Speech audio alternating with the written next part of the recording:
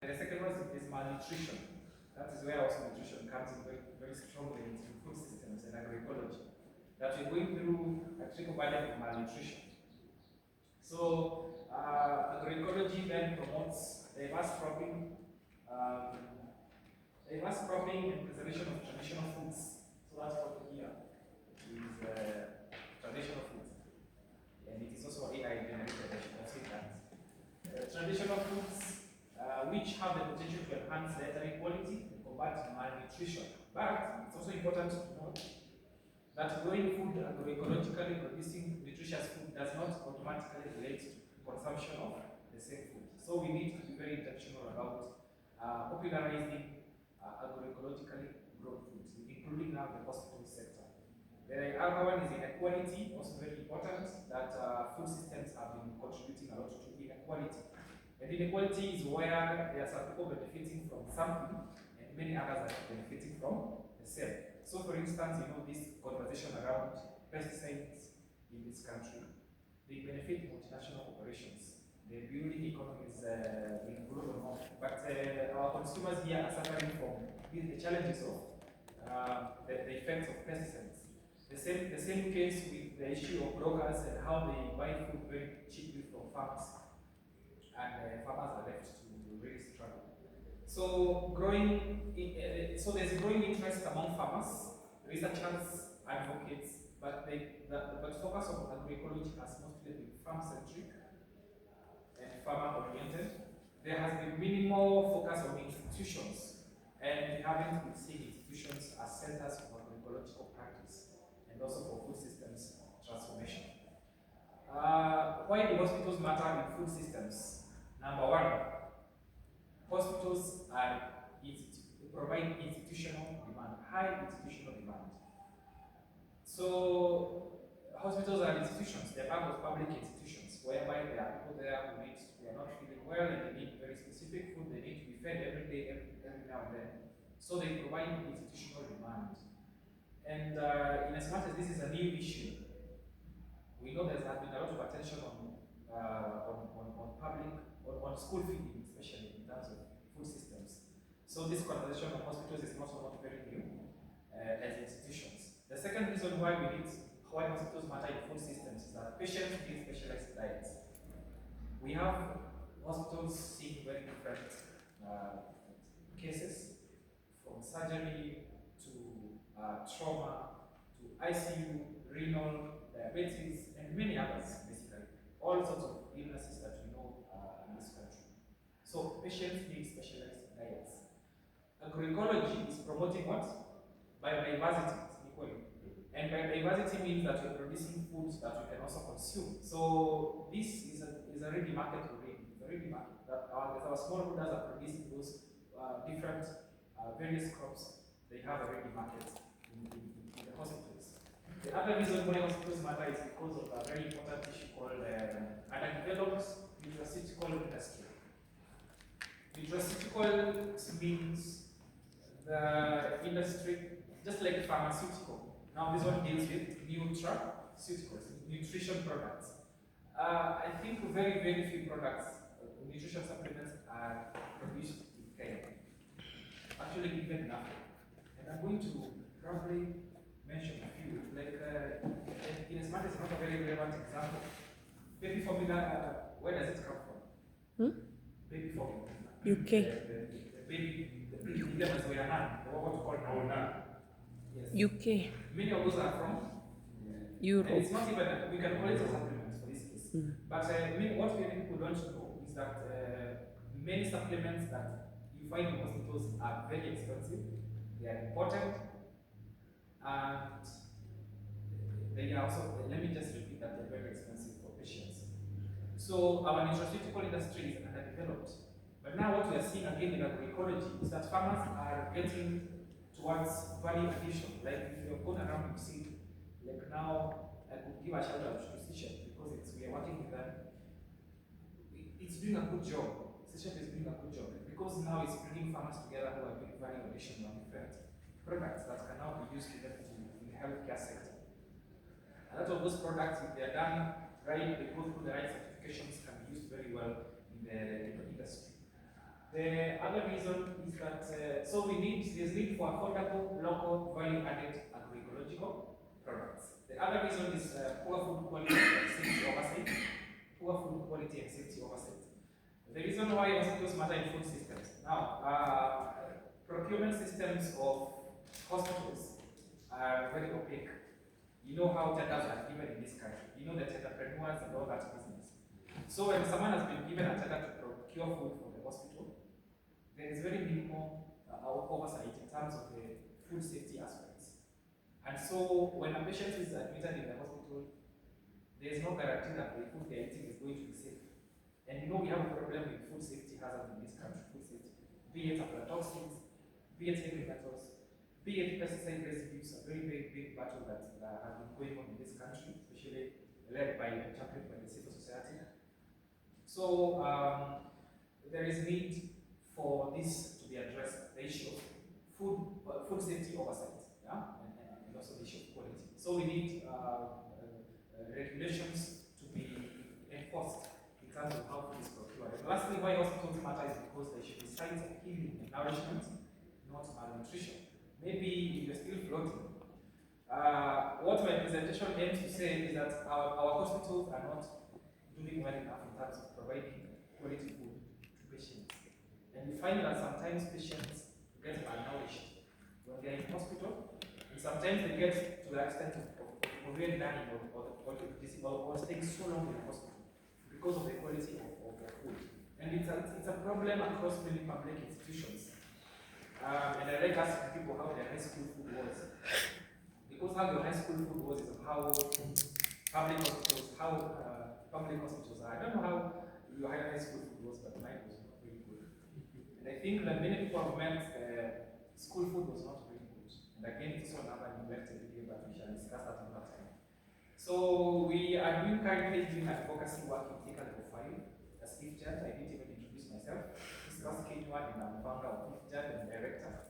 And IFJAD is a non-profit that we are working at the intersection of food justice and also development, social economic development for food workers. So the food justice movement seeks to promote or champion the right to food, but also the welfare of food workers, and also alongside other injustices in food systems.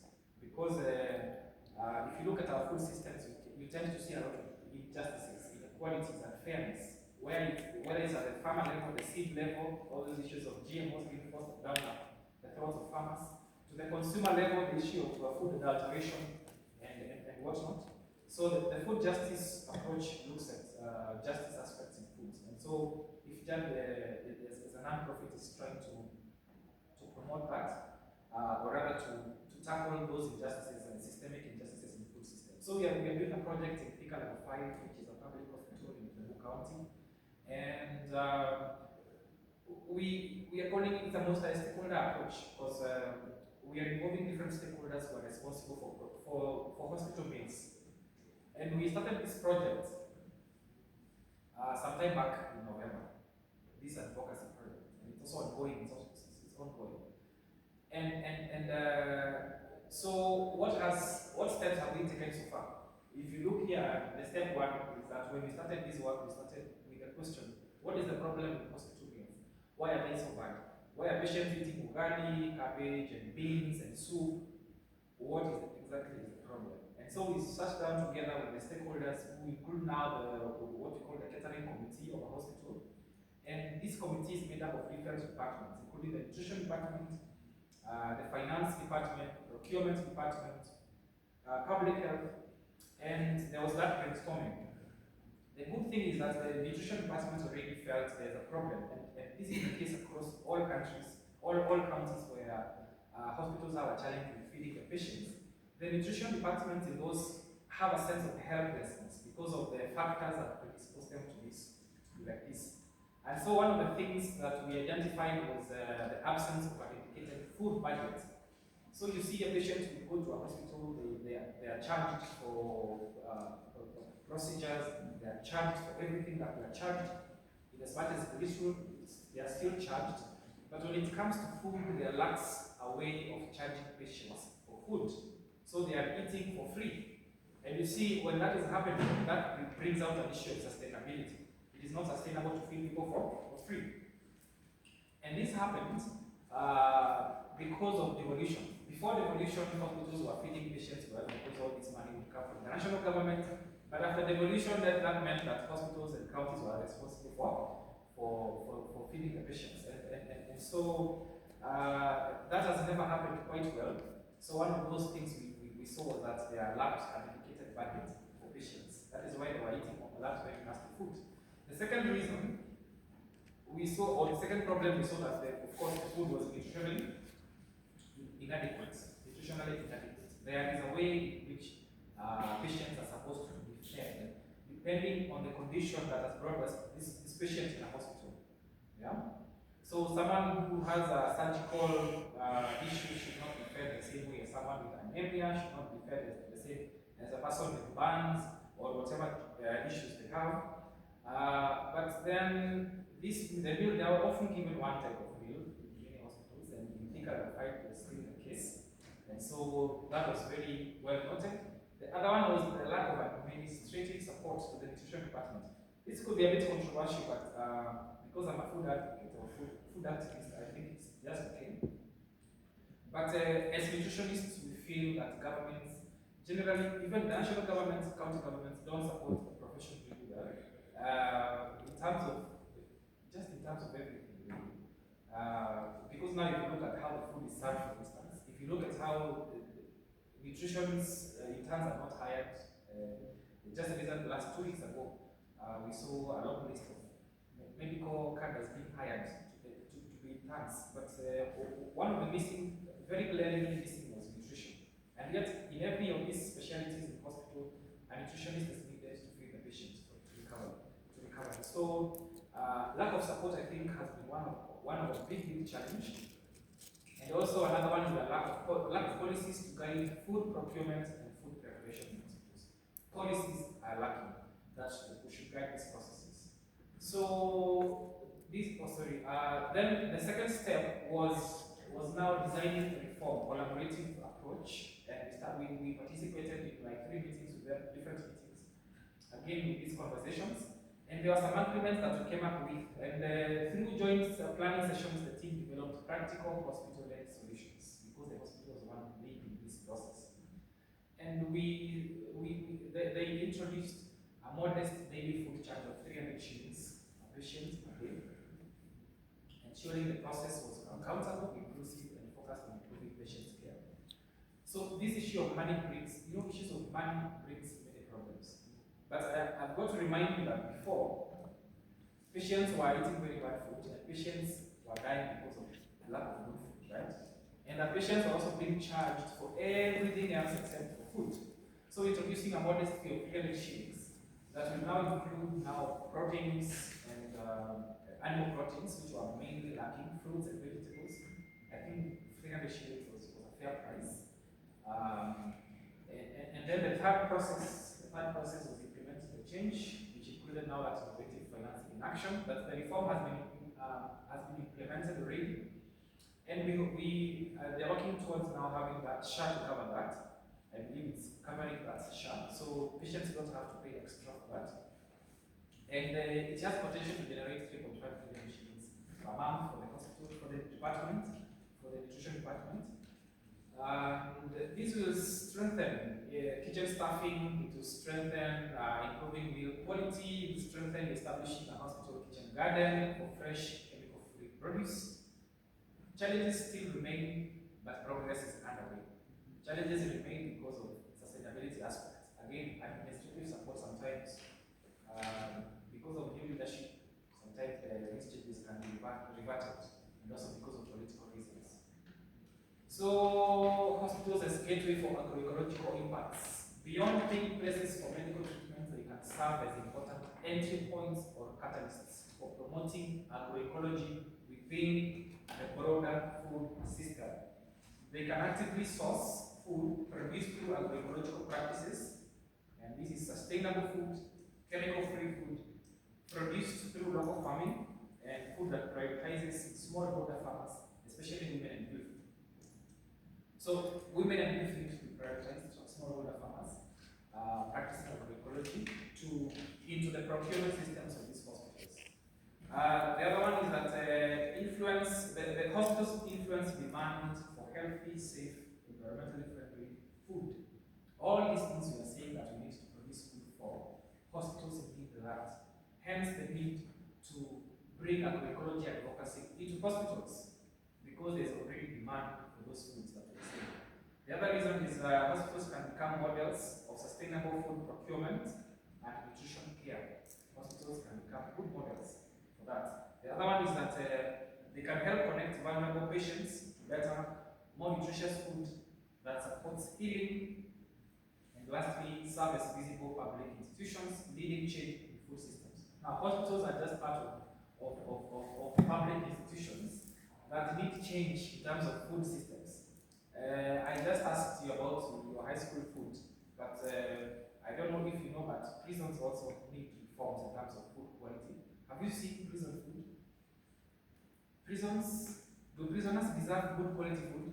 Yes. Do they? They are being punished. What about those that will be punished? Those who might be innocent? Because they are so interested. Issues of equality. Prisoners, you know, there's this thing called the right to food. The right to food means that you have a right to safe, nutritious, affordable food, despite anything, on the basis of you being human, regardless of your nationality, regardless of your color, regardless of anything. So prisoners also deserve good food in as much as they are being punished. I actually think that the prison system should have leadings of rehabilitation more than punishment, so that they can fix these people who are doing bad things in this country. So again, also NYS colleges, if you go and look at the kind of food they eat, it's really nasty. No one talks about it. Police training also, again, universities, colleges, public institutions need to be involved in this dialogue of food systems change. Not just hospitals, but basically public institutions. And I just believe that the hospitals should be the ones leading on this conversation because of how important good food is to the hospitals. That when a patient can be in the ICU, given good food they recover, or given neglected and they die for avoidable reasons. So conclusion, county public hospitals present underutilized institutional leverage points for agroecological transformation, as you have seen already. They are underutilized. I should have also mentioned that a lot of hospitals have land that can grow kitchen gardens, that can also offer agroforestry. Okay, so a lot of potential is there, but they are underutilized. Yeah? Integrating agroecology into hospital food systems enhances patient recovery, enhances food safety and service quality. Again, brings out issues of dignity there. As a food justice advocate, I believe that one of the reasons we're not very keen on the quality of food that we feed the public is because of the issue of dignity. We don't value ourselves well enough. The reason why we used to hear that kerosene was added to the Gregorian high school, and whether or not it's true, those are issues of dignity. I think everybody believes that kerosene was added. It was. Confirmed that factually, but I think issues of dignity. And in the food justice world, one of the themes that we see a lot is something called disproportionate suffering of people more than others. Like now, the black race has suffered disproportionately from food systems than other races. From the times the origins of food justice movement in America, the times of the uprising against racism and slavery, because of punitive policies that were being forced upon these black people. To date, the African race struggles a lot in America and the developed world because of in the food systems. For instance, in nutrition, we study that in America, for instance, majority of the people with diabetes and hypertension are what? What race? Black. Africans are the ones living in non-communicable diseases in America. Okay, so and then we go to the reasons why does this happen, and you see that it's because access to food is a challenge for them more than the white people. Unlike here where there are banders everywhere, including the very near your plot, if you live like the rest of us, not those who live in the suburbs, there's a kibanda there. But there, you will have to drive a distance to a very nice grocery shop. They call them grocery shops. In the black communities, grocery shops are few or expensive and out of reach for them. So they could be there, but financially they can't afford because their Malakan costs, what we say, a food, an arm and a leg or what? An arm and a food. Very expensive. And there now the junk food is cheaper. So for the African communities, that's why it's promoting these problems. That healthy food is not easily accessible and junk food is very easily accessible. So even in Kenya, we still have some of those colonial legacies of food systems that we have been abandoning our food systems, the traditional food systems, including the traditional foods, the whole meals, the millets, and nowadays we're calling them the forgotten foods, which is really weird. And we are embracing the super refined foods. Like if you watch your TV station tonight, you will see a lot of ungas being advertised. Very refined, premium, whatever. These things are not even nutritious. They are promoting non-communicable diseases. So we need to look at issues of I was just trying to insist on this issue of dignity in food systems and how Africans have suffered because of the same. Thirdly, FICA Level 5 hospital experience illustrates the viability of participatory resource sensitive reforms. This project has not been done with a lot of resources. And we will be reaching out to funders and donors and trying to convince them why they should fund hospitals and these types of food systems in hospitals because there is need for resources in healthcare systems. And they're integrating now an agroecology in it. So resources have been strained, and but we've been able to achieve quite something. So I believe with more resources we'll be able to do much more. Then strategic linkages between health systems and agroecological producers can reinforce local economies and climate resilience. Strategic linkages between health systems and agroecological producers, from smallholder farmers around those hospitals. If there's that good linkages, it will reinforce local economies. They will make some money from it, and it will also promote climate resilience. Lastly, institutional procurement reform is essential for scaling equitable, sustainable food systems from the ground up. What is the way forward? That county governments should integrate agroecological criteria into hospital procurement frameworks and allocate dedicated nutrition budgets, prioritize integrate agroecology in hospital procurement frameworks. Secondly, health and agriculture ministries, they should develop intersectoral policies promoting agroecology or agroecological food environments in public institutions. I was so happy to hear the Makwani insisted that since she's moving to the health department, she will champion that hospitals source agroecologically produced food. Then hospital administrators should institutionalize multi-stakeholder food committees and pilot kitchen gardens or local sourcing models in hospitals. And then, second, from last, civil society and academia, support implementation through technical assistance, monitoring and policy advocacy. Support implementation through technical assistance, monitoring, and policy advocacy. Probably I could also add that issue now of funding. You know, as much as donors are pulling out, we still need them. So that they can, or probably now we need to look at local domestic philanthropy. Yeah. And lastly, national stakeholders should position hospitals as demonstration sites in agroecology, agroecology strategies, and right food frameworks. And that is the end. Thank you for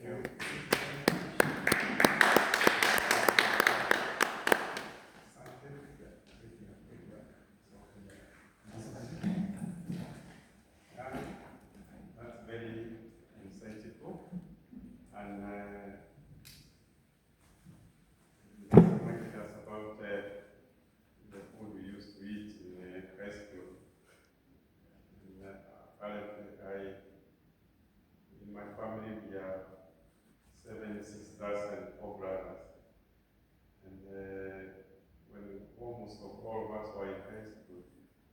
days we come back home very healthy and they're looking good.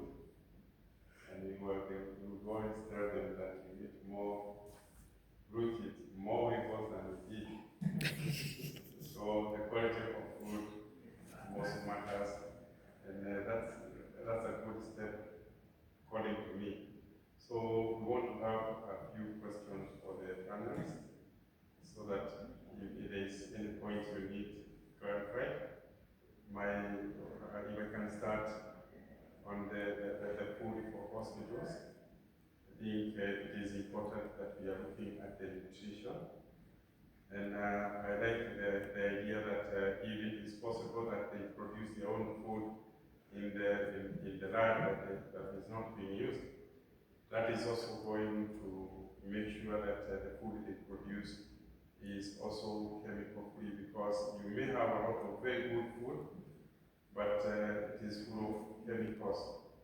And you agree with me that the food we are eating, we are not, even the one that we have eaten today, we were very happy, and it looked nice, but the type of chemicals that are being used in the farms, we also a lot of concern. So if we can now try to tell them to, or we introduce policies that will make sure that in hospitals there are systems where the capacity development we have talked about will include systems that we will minimize or remove, like the chemicals, like the issue of proper cleaning of the food that we have in the hospitals. That is going to help. I think I want to leave it at that. Any comment, any question? Yeah, now I don't use it. I had a question to the first presenter. Which crops can be grown in those by those participating in the RUAs in those buffer zones to protect the water resources, especially in the wetlands, and how can we, have crops that are diverse, good for the environment, like biodiversity, but also that can help improve the socioeconomic status of those farming in those who say that their land touches the river, so that they can see the benefit of maintaining a buffer zone. Then to the second presenter, my colleague, assuming that everything works very well with IFJAD, how would you improve the bioavailability of the foods that the patients receive? Like assuming the whole model works, how would you improve bioavailability? Because that is what will lessen the time that a patient stays in hospital. Because the reason why personally I did not go back to hospitals is because I felt there was a very big disconnect. Like I can't discharge, or the whole medical team cannot discharge a patient because she was unable to feed, and this report is coming from the nurses. And you know how sometimes nurses are very dismissive, especially with the old people. Maybe this person was sleepy and they didn't eat their food, and so the nurse reports the food wasn't eaten, that's for sure.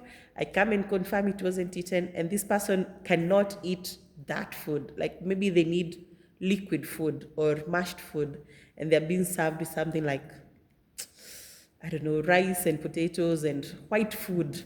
And so how can we improve the bioavailability and bioabsorption of nutrients such that I can discharge these patients in 3 days post-surgery, and I know they will still improve and not come back again with a problem, post-surgical problem, because the food or how they were understood food intake, they were not able to get the foods that I recommended as a nutritionist. Yeah. Any other question or comment? Yeah.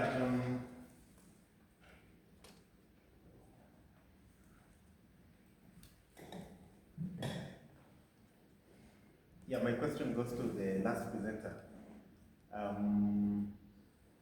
First and foremost, thank you for the very good presentation and the very insightful comments that were in the presentation.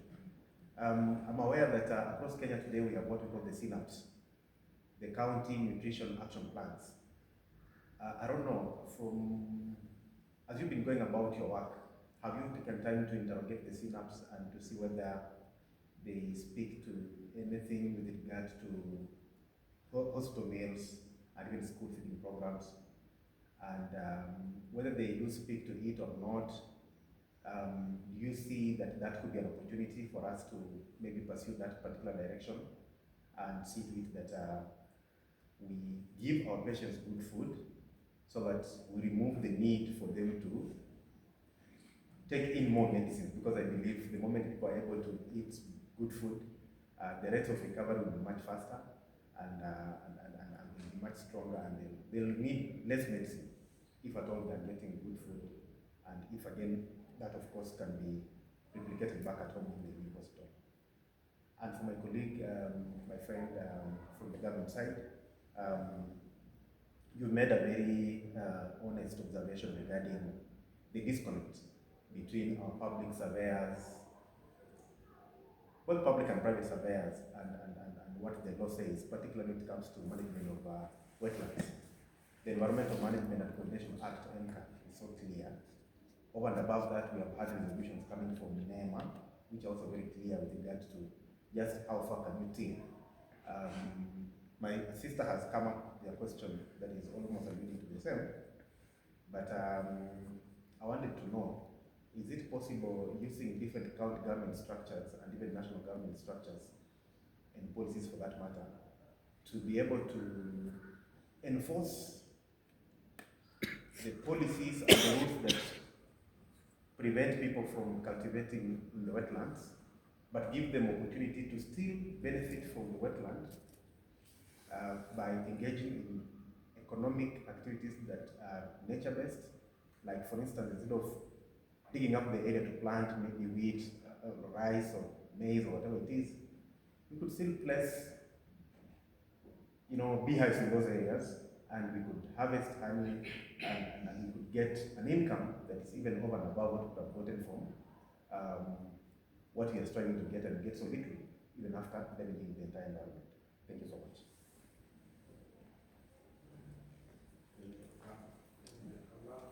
I think you can respond to the question.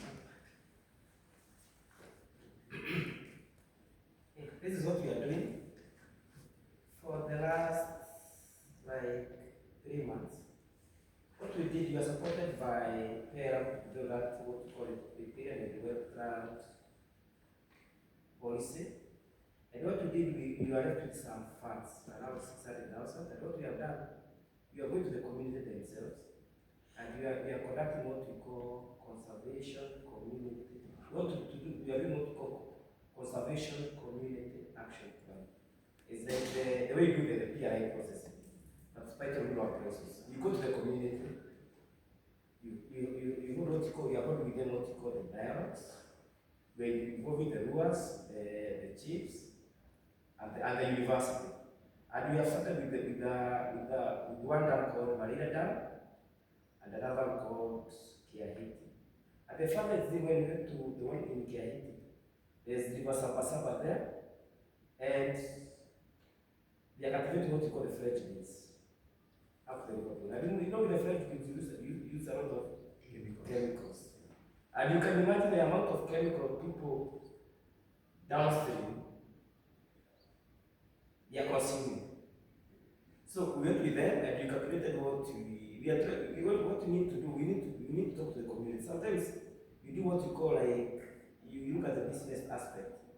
There's some people who are doing some agriculture there, some French beans, others they have done some maize in their plots, and some of them are their public lands. So what we did, I did some gross margins for maize. And the final thing, in that quarter of land, we were getting around 5 bucks. And when we did our calculations, we are using more than 40,000 Kenya shillings to produce those 5 bucks. And 5 bucks, with the MOU I've done with the Kabahara and the rest, because Mulana we are doing a lot of MOU with the waste processor that in Mkulima, we are giving 4,000. 4,000 sometimes 5. Times 5 bucks, 20,000. 20. And yet they have spent 20. And the funniest thing, and I did it purposely, we are not calculating the man days. I did it purposely. I did not calculate the man days. They were not paying themselves. And the labor they are using for their children, and also maybe the manure they are getting from their farms. And at the end of the day, I told them, we need to look at the bigger picture.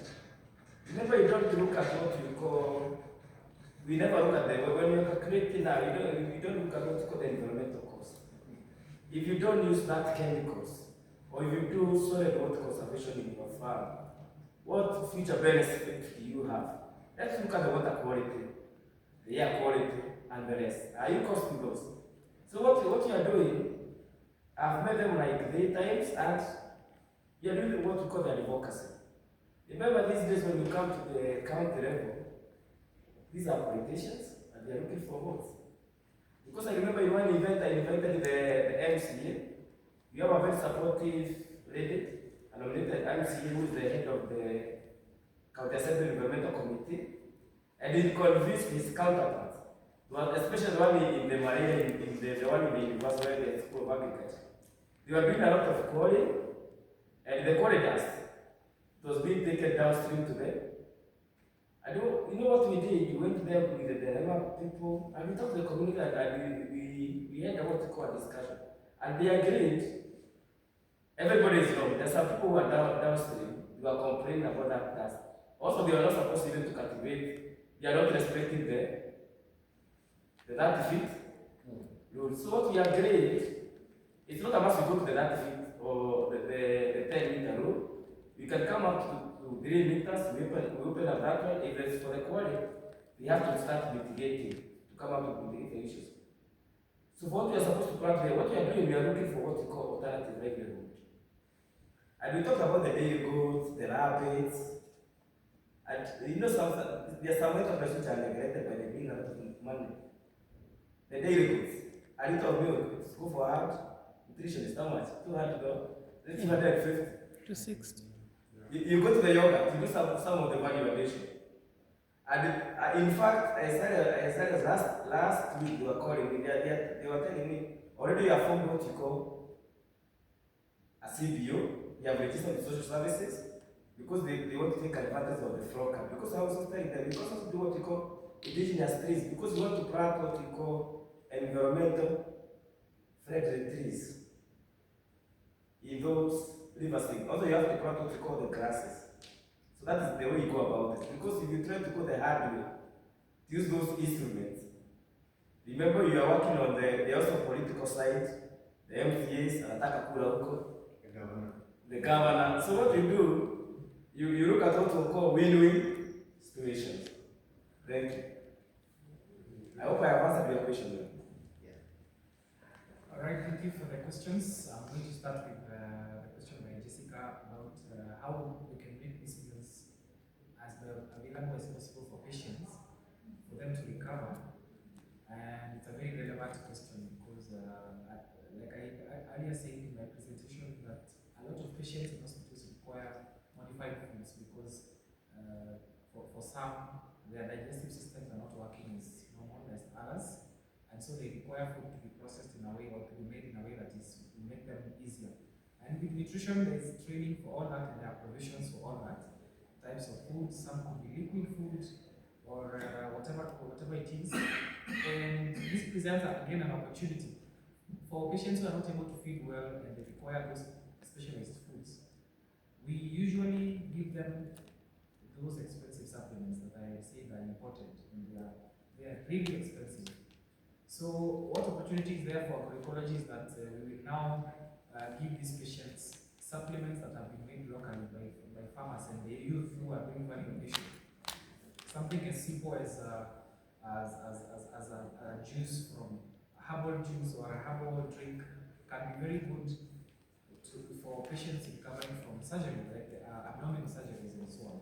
So really, it's a matter of modifying the foods to make sure that they are being served to patients. The other question by my friend, really, he asked about the county policies We are in the process of reviewing those policies so that we see what they offer. But for hospitals, I think there are policies that are very, very specific to guide how these are implemented that cannot be covered by the county CNAPs, because those are what you call protocols, inpatient feeding protocols. At the national level, they are being developed. It has taken quite some time, but they are still far from being developed. There's also another policy on procurement that guides how food is procured for hospitals. So these two policies, I think, will be more relevant, and we can pursue them and helping counties to developing these policies so that the patients can be well taken care of in terms of the food sector. Thank you. Asante sana. You will agree with me that the discussion has been good, and I just want to compare the people who went to the other sessions with those people who go for Kapaga and the real food, because we have learned a lot about this, and it is a very good initiative. The issue of the wetlands, we are using land which is not ours, and I will tell you that I have been a victim of that. I have a demonstration center in Yoyo, and I had cultivated up to, I don't know, and you look, see, this is Ruiru River. Then when it was raining last year, and I lost seedlings worth over 3 million because of my because of what he's talking about. So I think we have learned a lot, and I think we need to all of us work together. And for us, we have realized that in schools there is also that problem, that nutrition problem. So what we are doing is we are giving teachers, please advocate the seedlings, and we tell them that they should be planted where the children can get access. Let the children steal those avocados and go and eat in their dormitories, but at least they have something. So it is something that we are working on. We are also introducing through the school feeding program in Mana, the issue of kitchen gardening, so that schools can be able to grow their own food. And then we dictate what type of food should be grown. So I would like to thank you very much for coming to this session, and we hope to interact more in the future. Thank you very much. What is Ifjad. Can you repeat what is Ifjad? Just the full name. It stands for the Institute for Food Justice and Development. Yeah. Institute for Food Justice and Development. Thank you very much. Tumemaliza.